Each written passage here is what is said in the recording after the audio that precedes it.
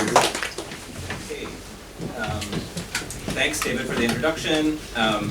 Thanks. I want to thank the CIG for having me, and I want to thank you guys for coming out here on a night that's not as cold as the last couple of nights. So this paper, before I begin, I just want to say this paper is sort of an extension of a chapter that I wrote for a companion edited by Adonis Kotsonas and Irene Lemos. And I had about 8,500 words to talk about 700 years of economic history from 1400 to 700 BC. And so I had to cut out a lot. And so I thought this talk would be a nice opportunity to talk about some of the things that I cut out for what I could talk about. But then I picked a big topic for a 45-minute talk. The topic is how the Mycenaean economy worked, internally and externally, and approached through a kind of criticism of a popular theory. So I had to leave out even more to stay on time tonight.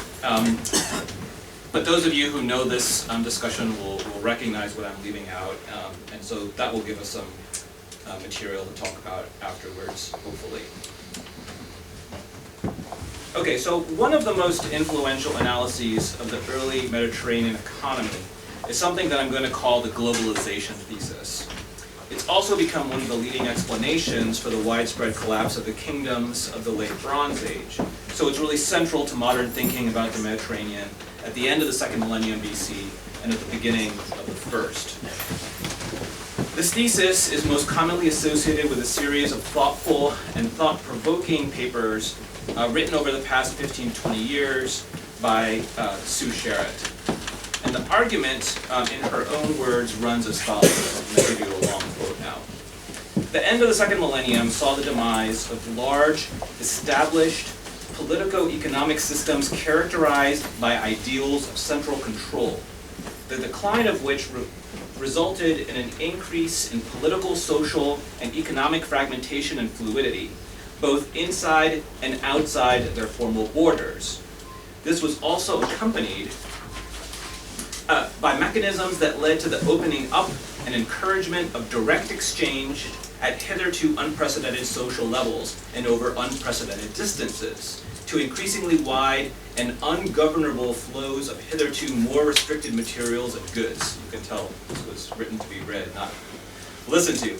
And interesting and increasing incentives to invent new types of goods and stimulate new types of markets.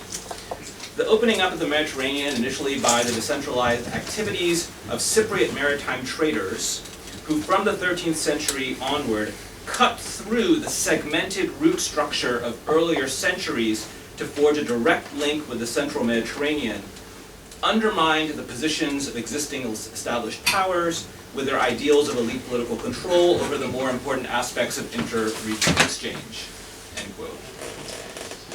Tonight I want to think a bit more about this thesis, and I want especially to challenge some economic models that it presumes. Obviously, the time allotted, I can't deal with the entire Mediterranean, so my focus will be on the Greek mainland, both because of the archaeology of Greece plays an important role in this thesis, and because it's the region that I know best. So my concern with the globalization thesis is not so much based on what happens after, that is to say the presumed decentralized activities of Cypriot maritime traders towards the end of the second millennium, but with the before, especially the way that the Greek mainland in the 14th and 13th centuries BC is understood. So we're told that the Mycenaean palaces owed their brief 14th and 13th century floruit to a temporary domination of coherent sections of maritime trading routes at a time when these were more rigidly segmented between local political centers, like Mycenae, which you see here. These nodal control centers were increasingly bypassed by Cypriot-based traders. So there's a contrast drawn between the palatial center's supposed interest in strict control over segmented routes with the more expansive, independent trading of Cypriot merchants. Cyprian Broodbank, in his majestic archaeology of the early Mediterranean, echoes this sentiment, and he writes, It is to the end of the second millennium, rather than the age of Amarna and Uluburun, with its directed, spatially segmented long-range traffic between at least initially defined destinations, that we should date the coming of the age of brodels caboteurs, tramps and traveling bazaars, always on the move, their cargo in constant turnover, and often literally melting pots of things bought, sold, or otherwise liberated at coastal communities or from other ships along the way, unquote. So Broodbank is really responding to this work that many of you will have read, or at least read parts of, The Corrupting Sea. Right? The Corrupting Sea argues that the Mediterranean is bound together by these tramping merchants who move all over the place. And Broodbank is trying to say this is the historical beginning of that phenomenon, right, which extends all the way, I guess, even to the present. So according to this argument, the strict control imposed by the palaces in the 14th and 13th centuries BC was gradually broken and gave way to new modes of exchange. This argument has found wide acceptance, and for good reasons, I think.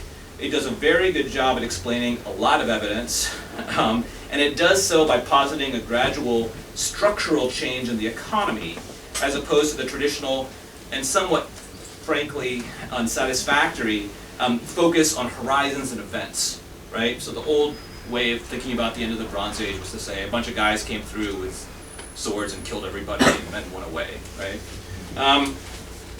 But as convincing as it is, I think there are reasons to worry about the globalization process. First, some of the argumentation is problematic.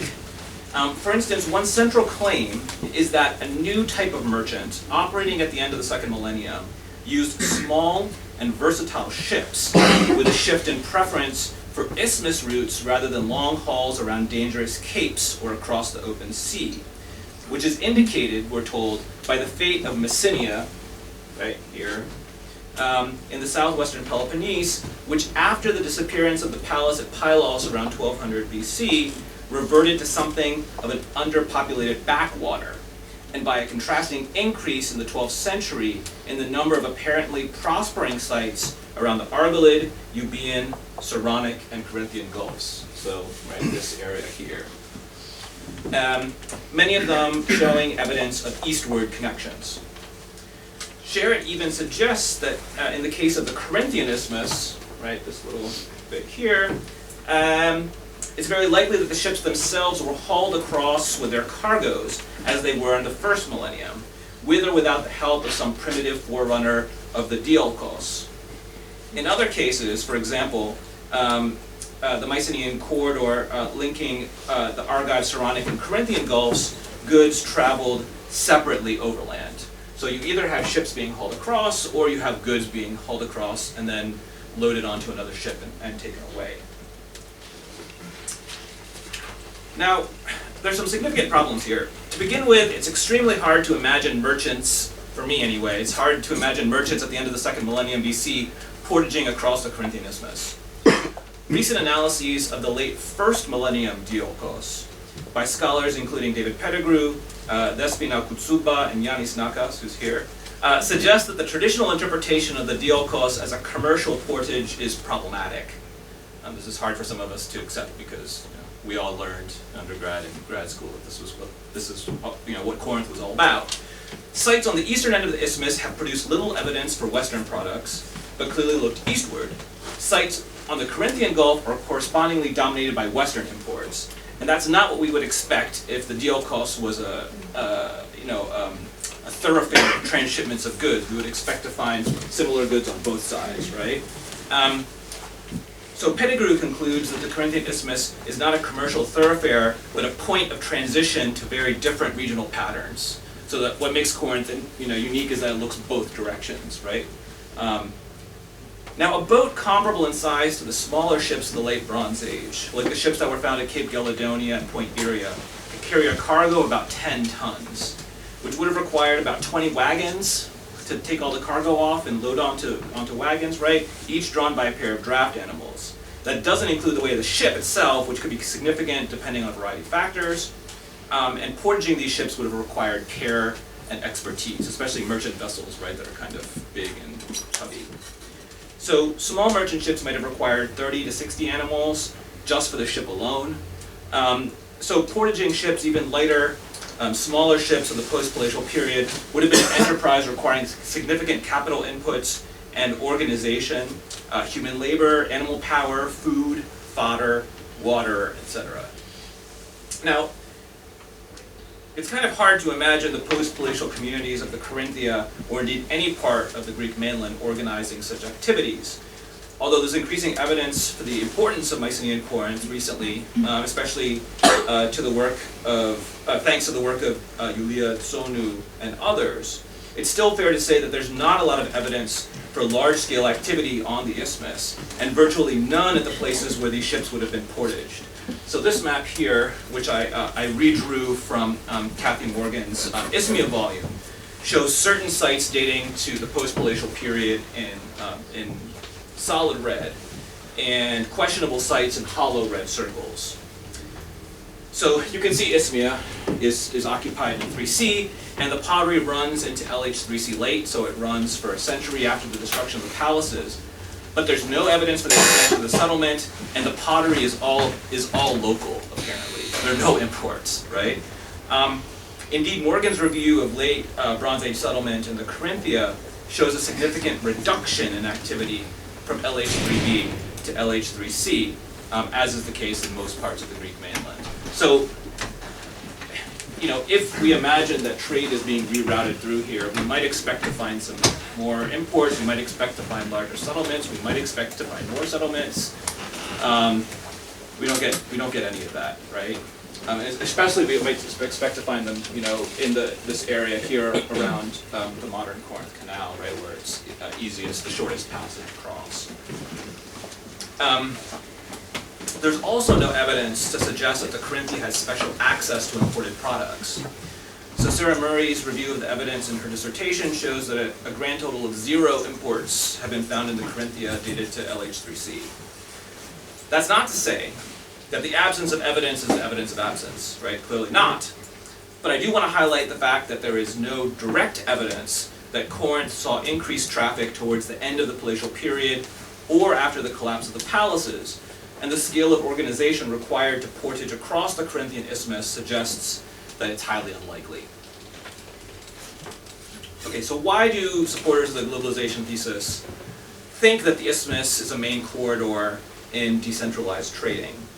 One reason, as we've seen, is the dramatic collapse of Mycenaean in the southwestern Peloponnese.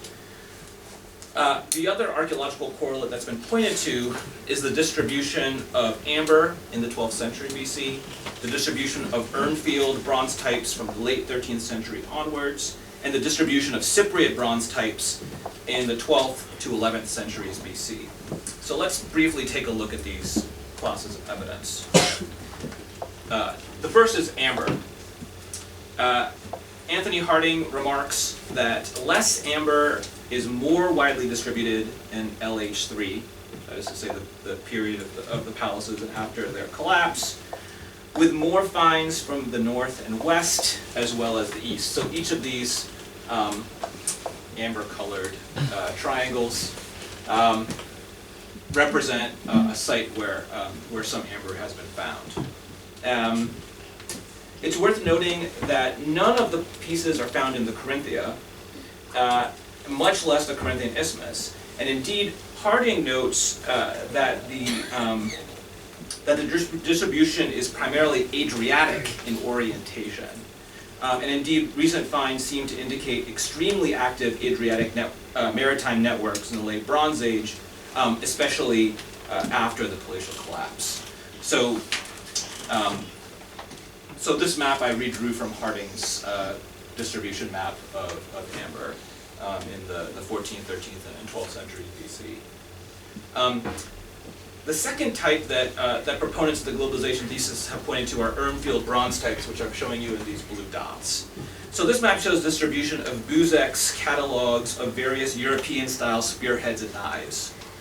Advocates of the globalization thesis claim that there's a buildup of concentrations of these types at certain key places along important maritime and isthmus routes, including in the area of the important isthmuses which link the Corinthian with the Saronic, Argolic, and Euboean Gulfs.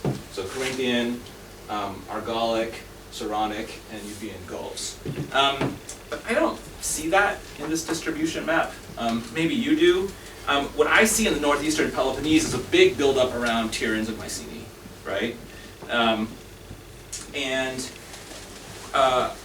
Outside of these two major sites, there's just a handful of material in the northeastern Peloponnese, at the Argive Heraeon, at Asine, and at Nemea. The Nemea one is really an outlier. I was talking to Mary Daphne about it the other day. So here again, the Corinthian plain and the Corinthian isthmus is a lacuna, and it's hard to imagine how this distribution suggests significant trade to the Corinthia. Certainly you have a very strong West Greek pattern, right? And you have a very strong Attic and Argolic pattern. And then you've got some stuff in Boeotia. But other than that, no. The last type are Cypriot bronzes. So we have some examples on the Greek mainland at Athens, and Thedon on the Boeotian Gulf, and at Tiryns, again with no examples in Corinth of the Corinthia. So putting all these distributions together, it seems clear that whatever they show, they don't show that the Corinthian isthmus was a hustling thoroughfare of cross-Mediterranean trade after the palatial collapse. I mean, that doesn't mean that that's not true, right? Recent, new finds could overturn that, but at least based on what we have here, I don't see it. And it's worth remembering that we have some positive, if extremely limited, evidence for Messenia's connection, right? So Messenia down here, which seems to be cut out after the collapse of the palaces. There's some evidence for Messenia's connection to the Adriatic trade network in the post-palatial period. So this bronze bowl from Pylos tomb K2, which dates to the 12th century BC, is either an Italian import or a hybrid creation indicating significant contact with Italian craftsmanship, depending on whom you ask. Okay, so to remind ourselves, I began this fairly long digression to open some cracks in the argument that new types of traders radically reconfigured trading patterns in the Eastern Mediterranean, and that this significantly affected the Greek mainland. That still may be true, but I can't see that this hypothesis is consistent with the archaeological evidence. If the nearly complete abandonment of Messenia suggests that Cypriot traders bypassed it, then by the same argument, the lack of imports in the Corinthia should imply that Cypriot traders avoided it too.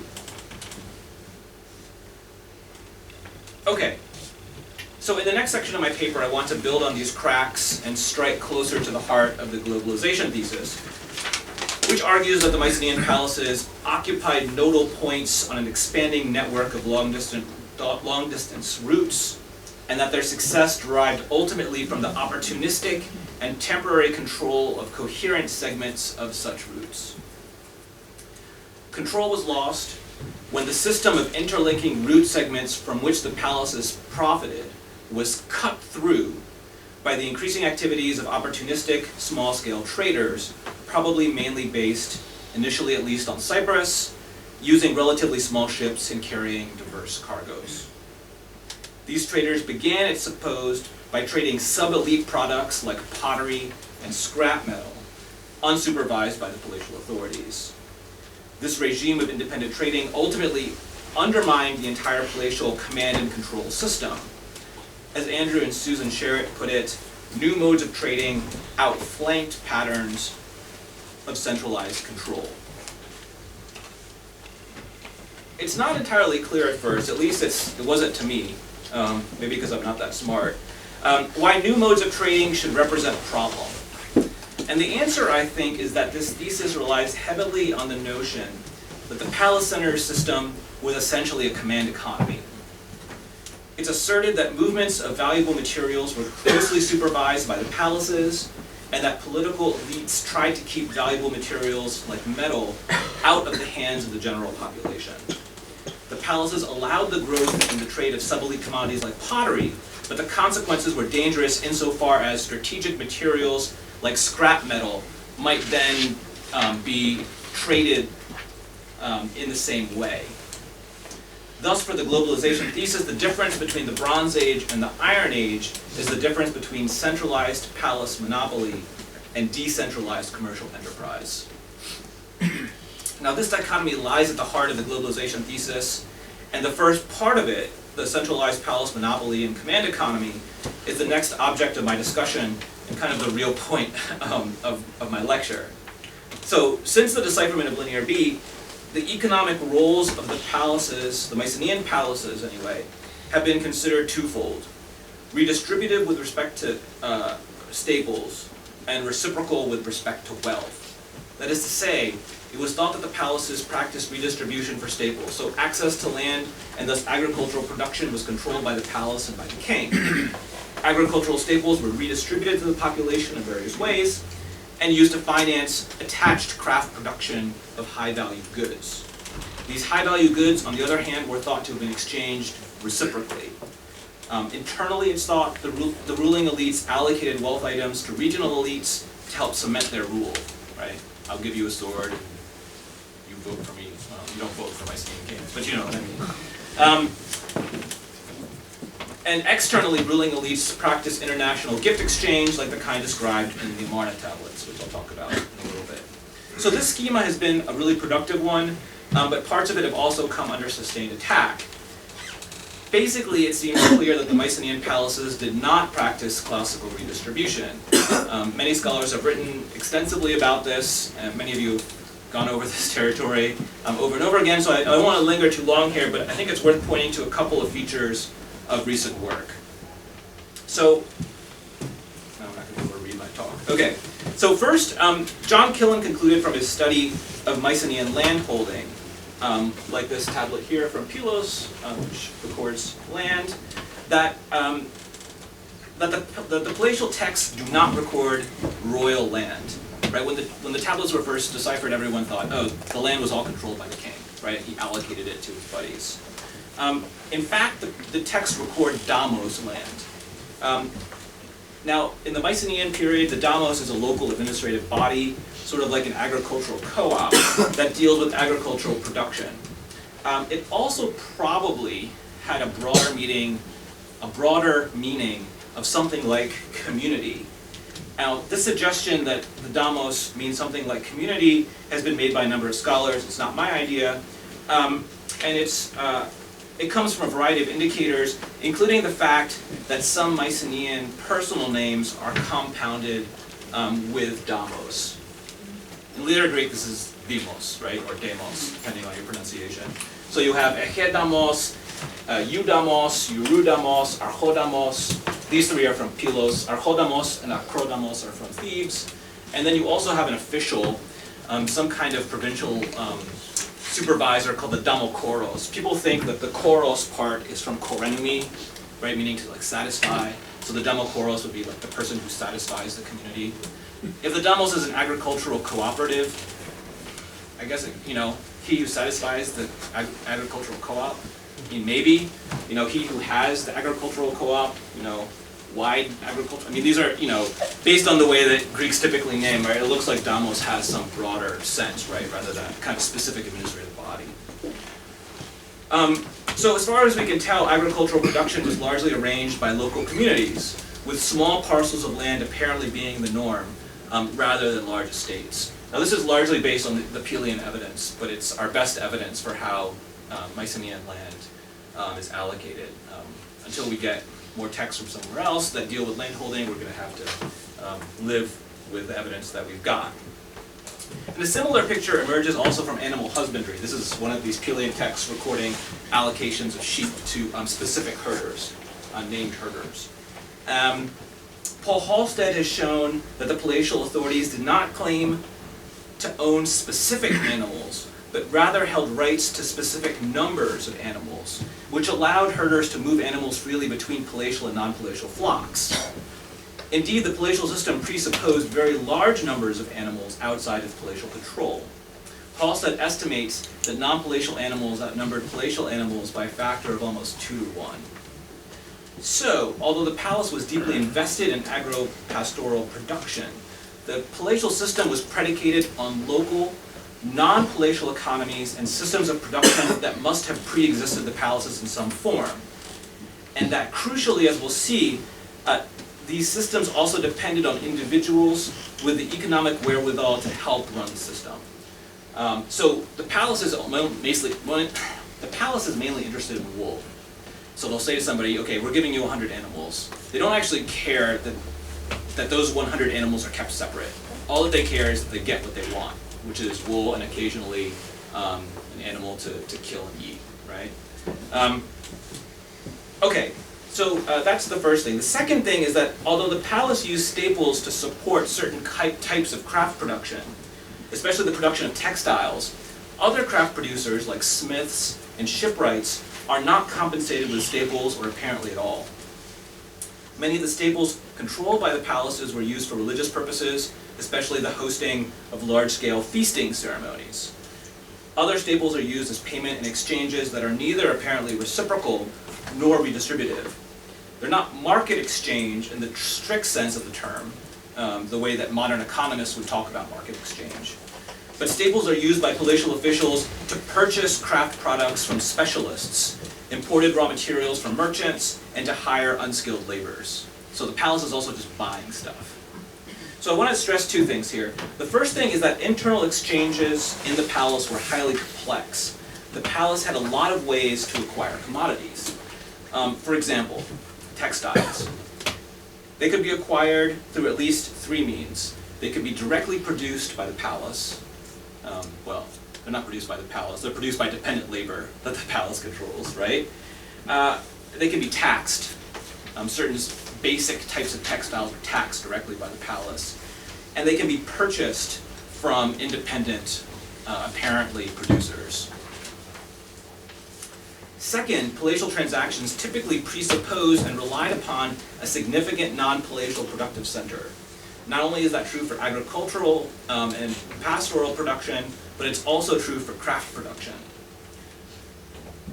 So, at Pylos, for example, metallurgical production is arranged via a system called tarasia. This is a text recording allocations of bronze to smiths.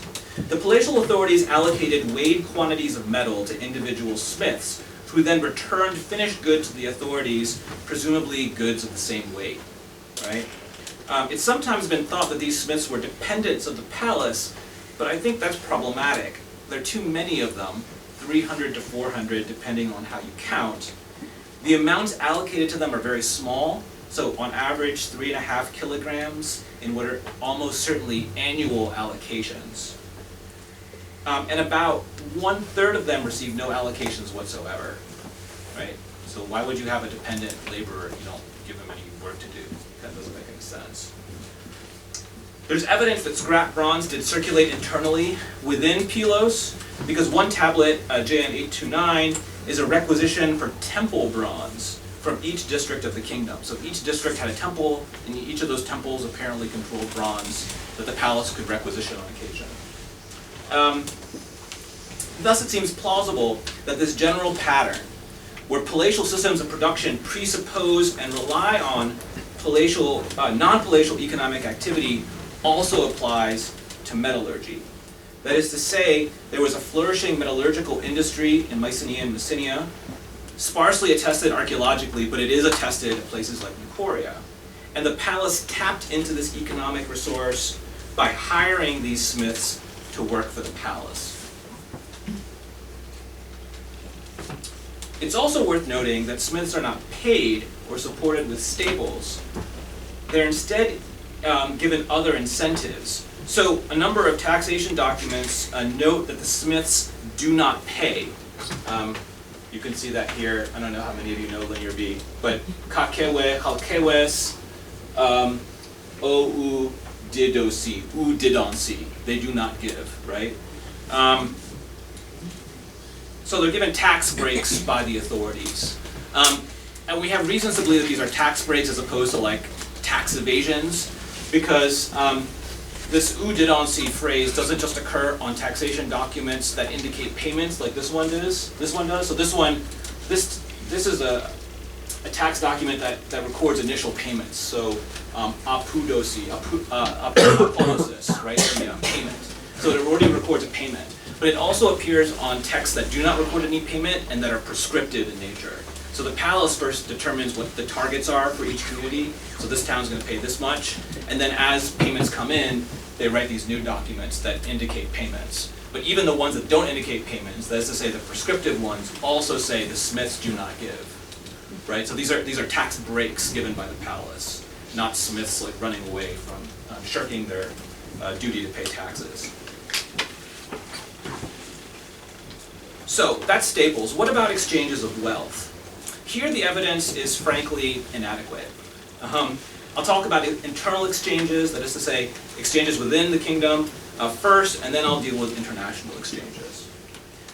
Paul Halstead, the same guy who talked about animal husbandry, has reasonably suggested that commodities produced in palatial workshops, like this ivory pyxis lid that was probably produced in a palatial workshop, were allocated to individuals outside of the palace, and he cites as evidence for this the widespread discovery of such artifacts in tombs in southern Greece, and in fact this ivory pyxis lid was found in a tomb in Thebes. Now how they were allocated is more difficult to say. Although the evidence is hardly conclusive, most archaeologists have concluded that palatially produced artifacts were probably given as gifts to local elites to cement political ties. And the strongest argument for this, I think, has been presented by Sofia Buzzaki. Internally, then, it seems that wealth primarily changed hands through reciprocity. And this is consistent with the evidence from the tablets, even though I'm not going to talk about it. But what about international exchanges? That is to say, exchanges between ruling elites from different states or kingdoms. Here we have very little information from the Greek mainland, so most scholars have turned to information from outside the Greek mainland. The Amarna letters of the 14th century BC directly attest to the nature of international exchanges between the pharaoh and various rulers in the eastern Mediterranean. These included great kings, which were the rulers of Babylonia, Assyria, Mitanni, Hatti, Alashia, which is Cyprus, or part of Cyprus, and Arzawa, and various vassals of the pharaoh in Syro-Palestine. It doesn't include any Mycenaean kings as far as we know. The correspondent of the kings often refers to material exchanges. For example, a letter from the king of Assyria includes the following, and this is not the letter of the king of Assyria, it's a different one. The king of Assyria says to the pharaoh, "I send as your greeting gift a beautiful royal chariot outfitted for me, and 2 white horses also outfitted for me, 1 chariot not outfitted, and 1 seal of genuine lapis lazuli." Is such a present that of a great king? Gold in your country is dirt. One simply gathers it up. Why are you so sparing of it? I am engaged in building a new palace. Send me as much gold as is needed for its adornment. So there's this material exchange of goods, right? Not just material exchanges, also exchanges of women and craftsmen is going on, but there's this reciprocal gift giving as part of the big international exchanges of the Eastern Mediterranean. Now, archaeologists have tried to find data which correlate with this type of exchange, and they found it, some people think, spectacularly in the Uluburun shipwreck. So the Uluburun ship, which sank at the end of the 14th century, had a cargo that included 11 tons of copper, 1 ton of tin, 1 ton of terebinth resin, 175 glass ingots, and raw ivory. It's thought to have set sail from a port in Cyprus or from the Levantine coast, and because it went down off the Turkish coast just east of Castellorizo, about less than 150 kilometers east of Rhodes, its destination is reasonably thought to have been someplace in the Aegean. Now, it's been fairly common to connect the Uluburun shipwreck to the Amarna letters. Remember that Broodbank talked of the age of Amarna and Uluburun. Eric Klein wrote in 1994 that, and I quote, "The Uluburun shipwreck apparently is a microcosm, an absolute reflection and miniature of the international trade ongoing between the Aegean, Egypt, and the Near East during the late 14th and early 13th centuries," unquote. There's some good reasons to think that this way, right? The Uluburun ship had an extremely valuable cargo, so much so that it's been thought that only a king could have mustered the wealth of the Uluburun ship. This faience vessel with a ram's head found on Uluburun has even been identified as a bibru, a gift often used in these high-level international exchanges.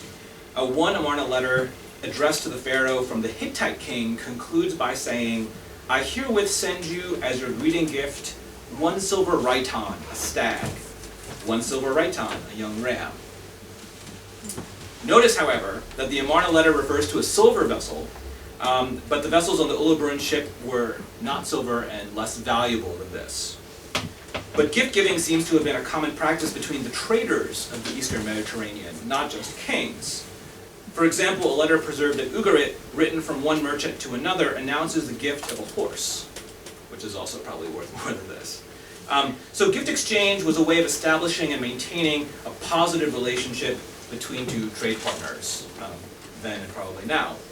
So a number of scholars have recently questioned the simple identification of the Uluburun cargo with royal exchange. Christopher Monroe has recently suggested that a venture of Uluburun's scale could have been organized from within a socio-economic class of maritime entrepreneurs. Some merchants at the site of Ugarit, which is now in northwestern Syria, were extremely wealthy, well organized, with extensive networks of contacts. One merchant named Sinaranu purchased land from the royal family for 5,000 shekels of silver, which is about half the value of the Uluburun ship as estimated by Christopher Monroe, and was granted various tax exemptions by the king for his trading activities, which specifically mentioned the island of Crete. So these guys were definitely connected to the Aegean world. The internal Mycenaean evidence is much less robust than we would like. One tablet from Mycenae, this one, X508, records the shipment of textiles to Thebes. You can see it here, te qua de, so Thegwan's de.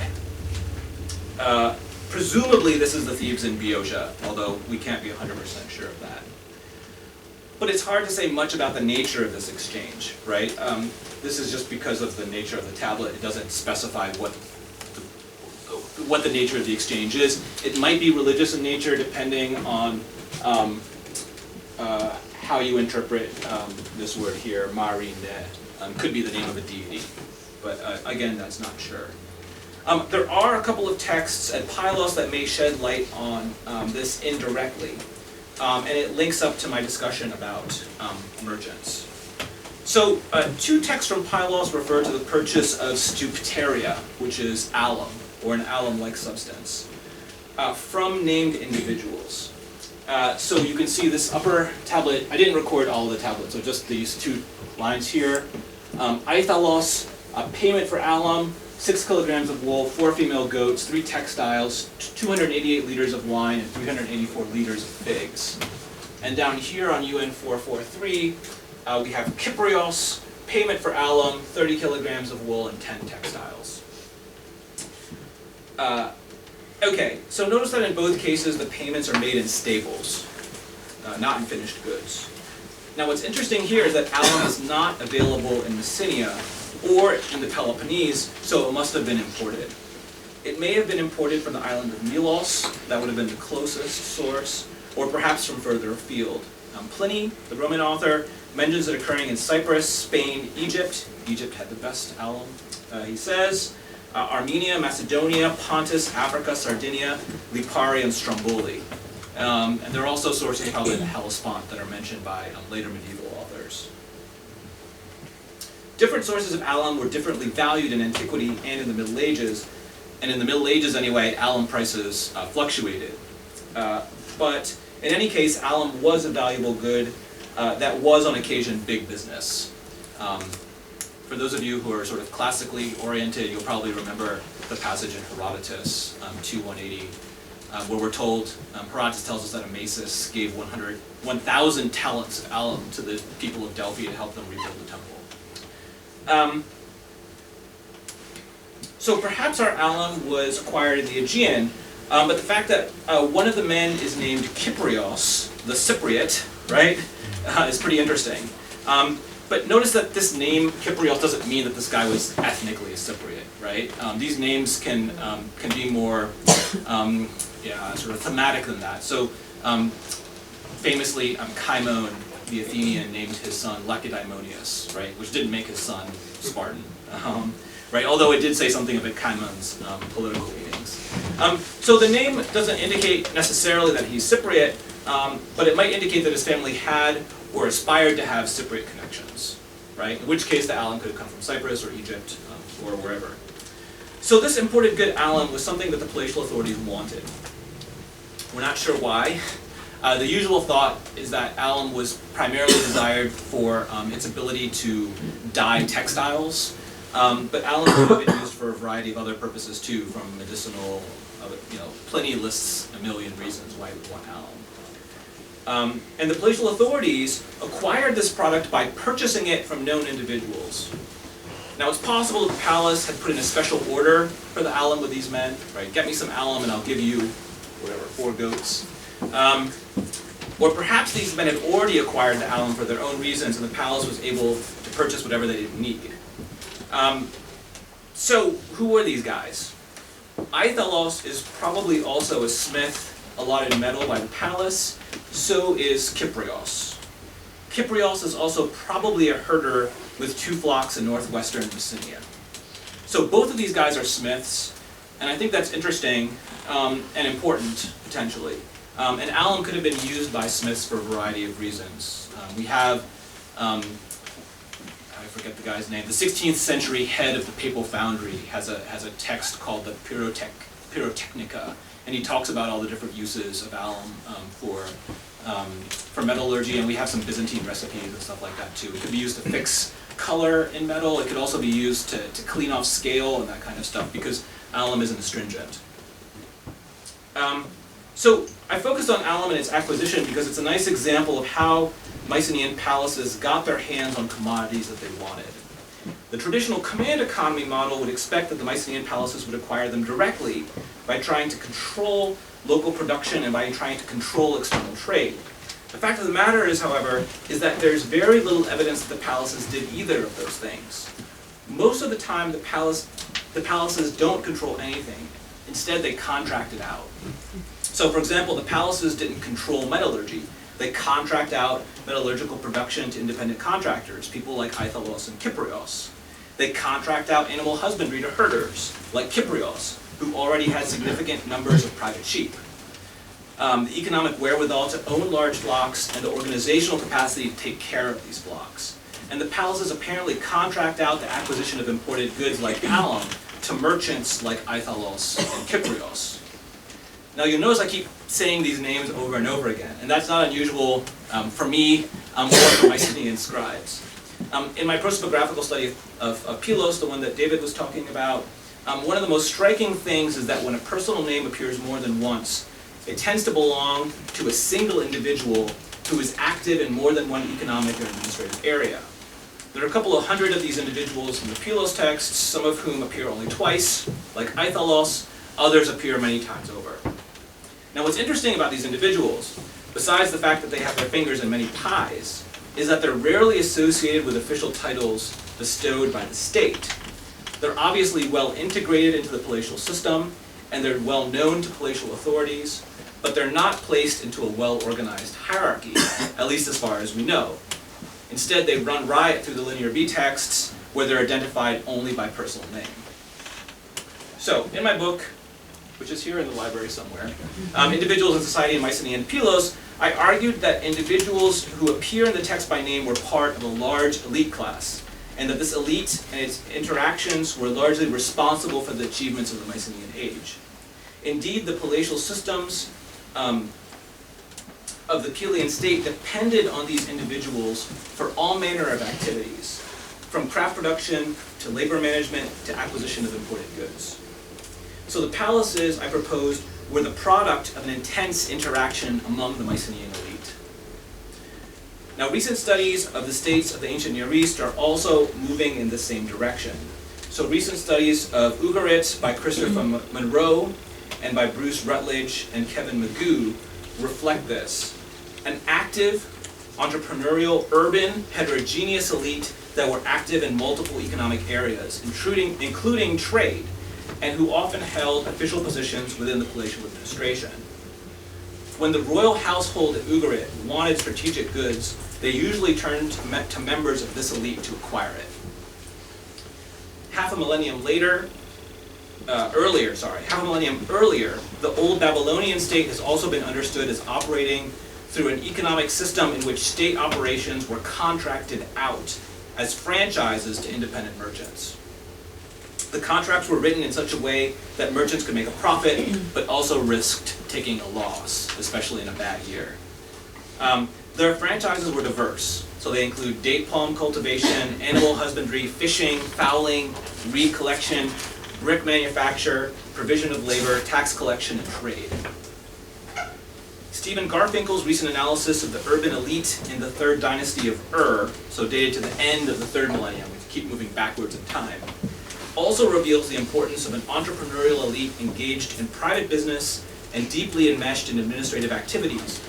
So much so that Garfinkel says the operation of the economy by the central administration of the Ur-3 state was dependent upon the existence of entrepreneurs whose activities were not controlled by the state at every level of the economy. It's especially worth noting that the importance of these independent agents in this third dynasty of Ur, because it's typically considered a super powerful, even totalitarian regime, and it's often held up as an example of the type of control exercised by the Mycenaean palaces. So immediately after the decipherment, people like Ventris and Chadwick were often making comparisons between the Mycenaeans and the Ur-3 state. So, both Mycenaean polities, or at the very least Pylos, and some of the kingdoms they were trading with, or at the very least Ugarit, operated in broadly similar ways through the agency of members of an entrepreneurial elite. These individuals were active in private business and in their own self-interest, as well as deeply involved in the administration of the state. They allowed the palace to simplify administrative procedures and offload economic risks, and they had access to resources and networks that the royal household wanted to use. If this is right, then decentralized entrepreneurial trade wasn't absence from the palatial age, right? The age of the Amarna tablets and Ulavarun. Nor was it something that the palaces were interested in suppressing, right? On the contrary, they would have positively encouraged it as long as it allowed them to gain access to the commodities that they desired. So entrepreneurial activity isn't something that blossomed on the edges of the system, but it was located firmly in the heart of that system. Right?